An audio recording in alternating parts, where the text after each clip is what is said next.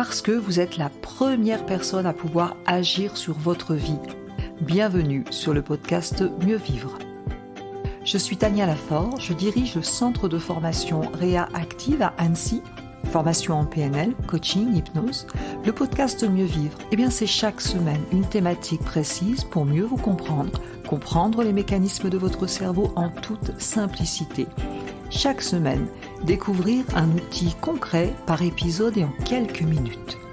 Pour vous aider à rebondir face aux difficultés de la vie, à réussir vos projets et ou tout simplement à être au top de vous-même. Si vous appréciez ces podcasts, pensez à vous abonner et à partager. Bonne écoute à vous.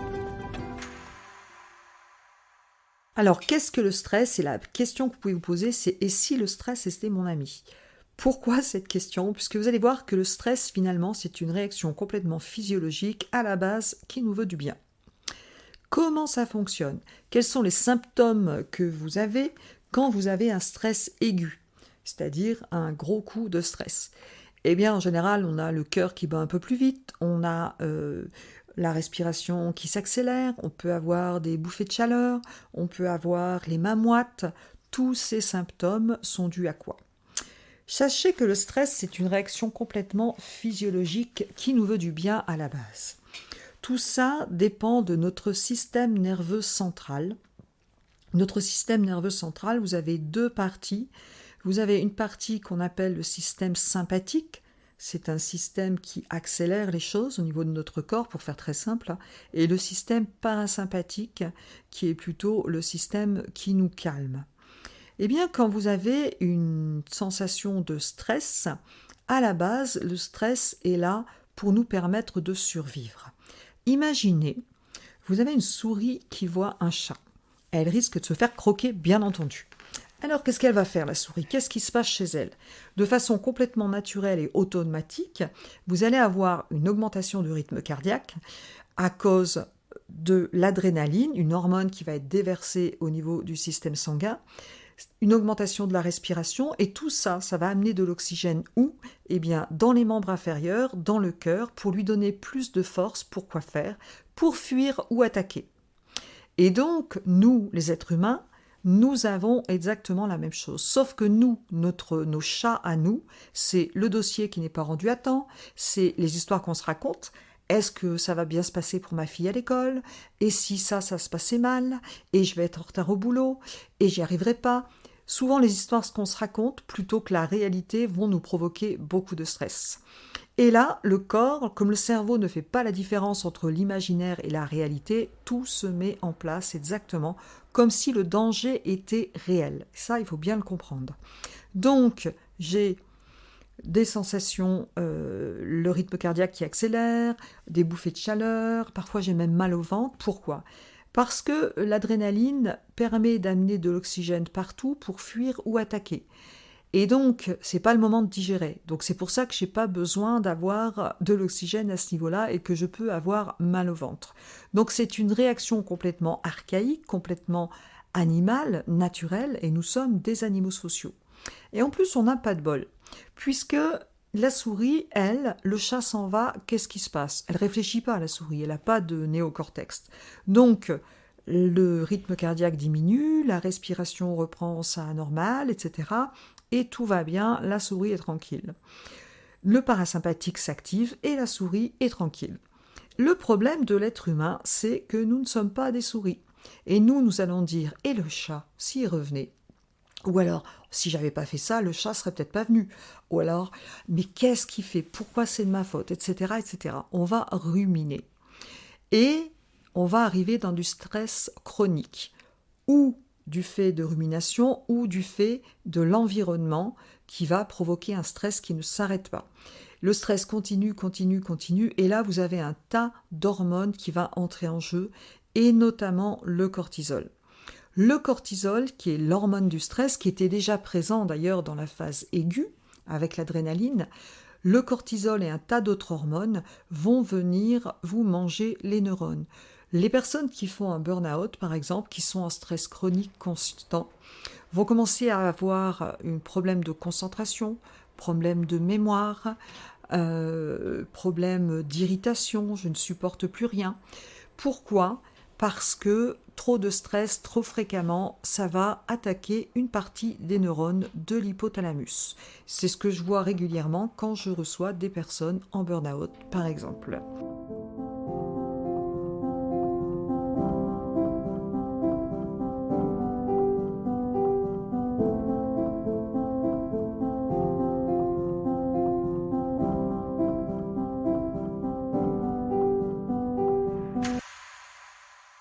Eh bien, le stress chronique va avoir des impacts vraiment très importants. Mémoire, concentration, perte d'énergie, perte d'appétit, va pouvoir même aller entraîner la personne vers quelque chose de plus négatif, comme la dépression, mais c'est dans un deuxième temps. Donc vous avez le stress aigu et vous avez le stress chronique. Et là, le cortisol s'emballe et ne réussit pas à redescendre. Ça, c'est le stress chronique. Sachez que quand vous avez un stress aigu, il se passe énormément de choses au niveau hormonal. Quand vous avez un stress aigu, pendant 5 heures, vous avez 6 heures même, je crois, vous avez une augmentation de la sérotonine, une diminution de la sérotonine. La sérotonine, c'est l'hormone de l'humeur. Une augmentation du cortisol. Le cortisol, c'est l'hormone du stress. Vous avez une diminution des anticorps, les IgA. Ce sont des hormones qui permettent de nous protéger des infections.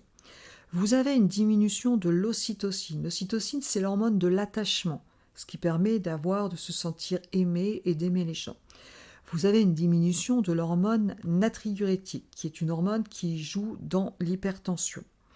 Bref, vous avez pendant un coup de stress aigu, vous avez pendant 5 heures énormément de choses qui se passent dans notre chimie interne, dans notre pharmacie interne.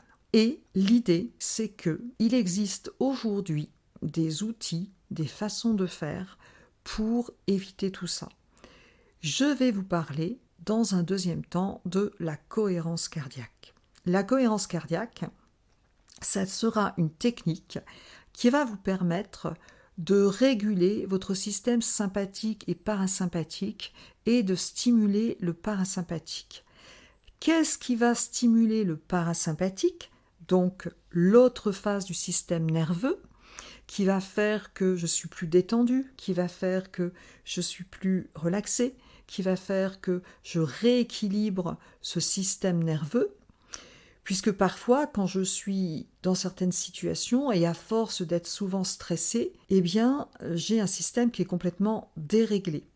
C'est-à-dire que chez certaines personnes, je suis tellement stressée, vous avez vu au niveau du système nerveux, c'est comme si vous avez un système d'accélérateur qui est le sympathique et un système de frein qui est le parasympathique. Eh bien, chez certaines personnes, comme le dirait le docteur Kingi, c'est comme s'ils avaient un accélérateur de TGV, donc un sympathique très actif, et des freins de vélo. C'est-à-dire qu'ils ne réussissent pas à freiner tout ce système. Ça, c'est ce qu'on retrouve quand on est dans le burn-out ou quand on est dans des gens qui ruminent sans arrêt, chez des personnes qui ruminent sans arrêt, ou ce genre de choses.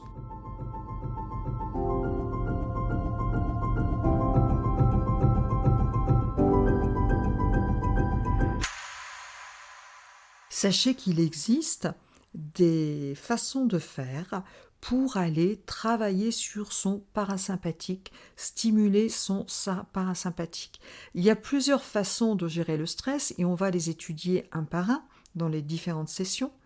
On va pouvoir voir que la cohérence cardiaque, c'est un très très bel outil de gestion du stress, facile à utiliser, que vous pouvez utiliser n'importe où. 15 000 études scientifiques sur la cohérence cardiaque, c'est vraiment l'outil de référence de la gestion du stress et de l'anxiété. On va pouvoir faire des manœuvres vagales pour travailler sur son parasympathique.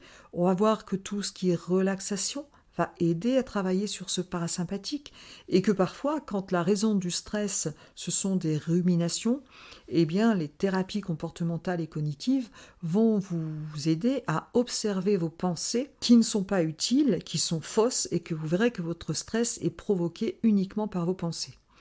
Et puis parfois, il va falloir effectivement changer d'environnement. Donc, j'espère que vous avez bien compris comment fonctionne le stress, un équilibre ou plutôt un déséquilibre entre le sympathique et le parasympathique, avec tout un système hormonal qui se met en place, qui explique les défaillances de concentration, de mémorisation, les problèmes de dos, les problèmes d'interprétation à tout niveau. Sachez que la bonne nouvelle, c'est qu'il existe aujourd'hui de nombreuses méthodes pour mieux gérer votre stress, mais ça, ce sera dans le prochain podcast. Merci d'avoir écouté cet épisode. Vous retrouverez tous les liens dans le descriptif du podcast. Vous pouvez nous retrouver sur notre chaîne YouTube. Vous pouvez télécharger des ressources gratuites, e-books. Vous pouvez aller sur notre site internet. Et avant de partir, surtout, abonnez-vous au podcast si vous voulez recevoir les prochains épisodes et laissez des petites étoiles pour que ces astuces puissent servir à d'autres personnes. Je vous remercie et je vous dis à très vite.